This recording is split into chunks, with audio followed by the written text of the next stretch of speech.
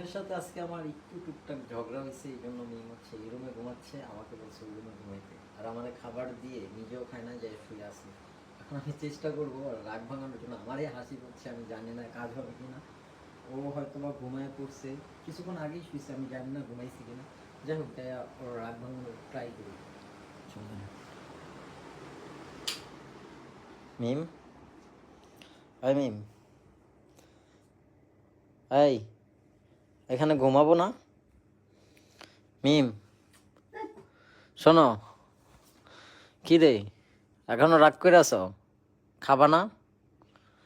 খাবা না? আমি খাইছি, আমার খাবার শেষ। খাবা না?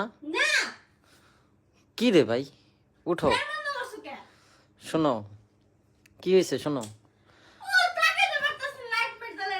আচ্ছা, যা হওয়ার হয়েছে তো।